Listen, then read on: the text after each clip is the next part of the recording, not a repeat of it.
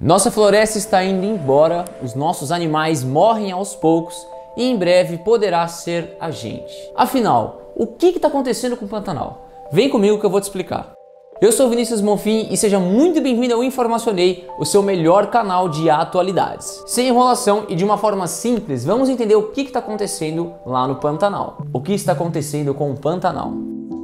O Pantanal está passando pela sua fase mais tensa da história. Eu digo isso porque lá está passando por uma das piores secas da história também. O terrível desmatamento e as questões das queimadas que saíram do controle. Caso você não conheça, o Pantanal é um bioma com fama de ser uma região com muita água, com extensão de 250 mil km². Ele fica bem na região sul do estado do Mato Grosso e no noroeste do Mato Grosso do Sul. Também tem um pezinho ali no norte do Paraguai e do leste da Bolívia. E se você quer saber se ele é realmente importante assim, o Pantanal é considerado a maior planície alagada contínua do mundo e fica aqui no Brasil. Esse lugar é tão incrível que até a Unesco considerou como um patrimônio natural mundial e reserva da biosfera, que fica ali no Parque Nacional, dentro do Pantanal. Agora que você já conheceu rapidamente sobre essa maravilha que é o Pantanal, eu tenho infelizmente uma triste notícia para você. Se você é daqueles que acompanha os noticiários, você já deve estar percebendo que a situação catastrófica está atingindo aquele lugar. É o seguinte, nos primeiros 7 meses desse ano,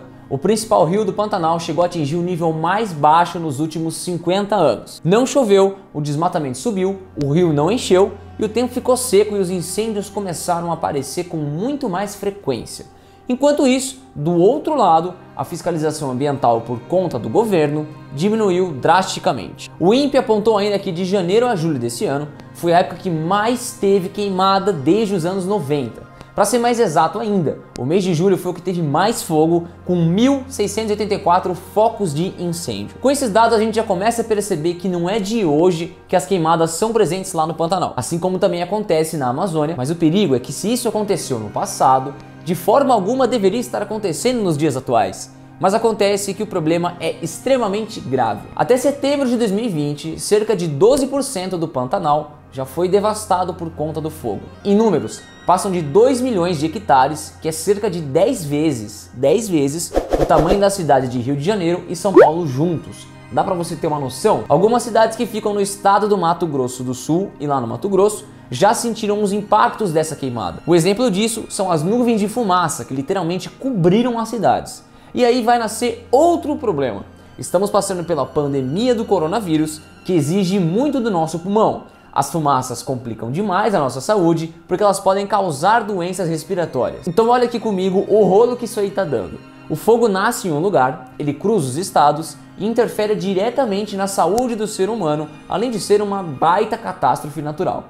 Lá no Pantanal tem um rio chamado Paraguai e ele é o principal formador do bioma. Acontece que por conta dessa seca que estamos passando, esse rio atingiu a marca de 2,10 metros em junho e foi a menor marca em 47 anos. Então se o principal rio do Pantanal está baixo, ele não alaga e aí as coisas começam a sair do controle.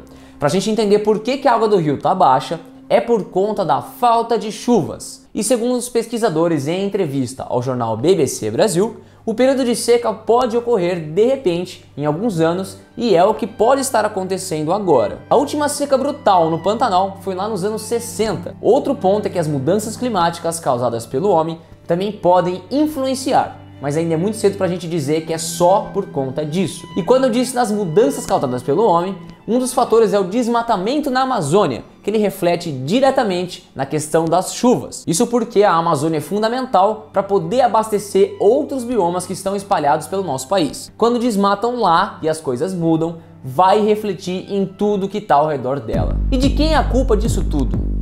Se estamos falando de desmatamento, aqui o ser humano tem uma grande relação com isso. Assim, desmatamentos que ocorrem de formas legais, com autorizações de órgãos ambientais, mas a maioria dos casos que ocorreram no Pantanal foram de forma clandestina. E aí as pessoas procuram desmatar lá por causa desse fator aqui, o agronegócio. Lá no Pantanal, os agropecuários sempre estiveram presentes, sempre colocaram literalmente os bois e as vacas naquele terreno. Colocando esses animais lá, surge a necessidade de desmatar mais para poder criar pasto para esses animais comerem, para eles se desenvolverem e serem mortos depois para virarem produtos nos mercados. É bem triste, mas é basicamente a lógica de toda essa cadeia de produção. Mas aí eu disse que o terreno é totalmente úmido e alaga. Os bois vão ficar flutuando por lá? É claro que não. Eles aproveitam o período de seca e colocam os animais. Aí na época em que ele alaga, eles tiram, mas como ele não está alagando agora, eles aproveitam o bioma para plantar umas pastagens melhores. É vantajoso para quem é dono dos bois e das vacas, porque elas vão se alimentar de uma forma melhor e vai ficar com a carne mais cara. Outra questão vai além dos animais. No caso é a plantação de grãos também. O crescimento gigantesco das produções de soja. E isso favorece o desmatamento para os produtores ganharem mais espaço naqueles lugares. Essa forma de desmatar é colocando fogo, porque é mais fácil, dá menos trabalho. Em poucas horas o fogo queima tudo e o terreno fica limpo. Mas isso é ilegal e isso arrebenta como está arrebentando com a nossa natureza e reflete em tudo que você está vendo no Pantanal. O maior desafio das autoridades é descobrir quem é que faz aquele fogo. E para isso existem órgãos fiscais do governo. Mas agora nós entramos em outro problema. O governo cortou os investimentos nos principais órgãos de fiscalização do Pantanal e também da Amazônia. Para 2021, os dois órgãos, o IBAMA e o ICMBio, terão uma redução drástica no orçamento. Com essa redução, diminui ainda mais os agentes que ficam por ali na mata, fiscalizando quem comete esse crime de desmatamento. Então o governo tem uma culpa nisso aí também. Falta conscientização da população e também falta ações de combate do governo. Então são um erro de dois lados. O que podemos fazer para ajudar o Pantanal então?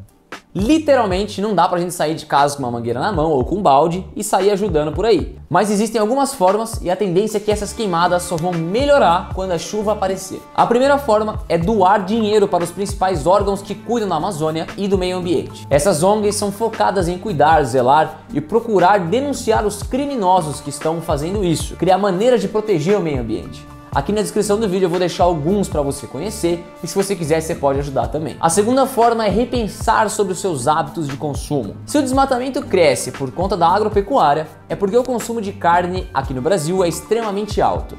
Se você repensar nisso e diminuir o seu consumo, consequentemente, o mercado agro vai sentir no bolso e as práticas obrigatoriamente vão mudar. Isso é uma coisa a longo prazo, mas é uma maneira da gente começar a pensar agora para refletir lá no futuro. Agora a terceira forma é comprar de indústrias que se preocupam com a sustentabilidade. A gente não tem o costume de olhar e nem de pensar nisso, mas há empresas que elas trabalham à risca com esse fator, cuidando do nosso meio ambiente. E fica esse recado para você a partir de agora. Se você fizer isso e outra pessoa fizer também, vai ajudar muito. E por isso que você precisa compartilhar esse vídeo. E eu também quero saber da sua opinião agora.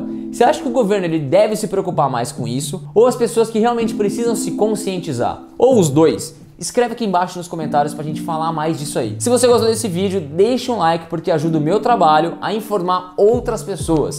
E também se inscreva no canal para ficar antenado com os assuntos da atualidade de uma forma simples e objetiva como você tem visto por aqui. A gente se vê na próxima e até mais.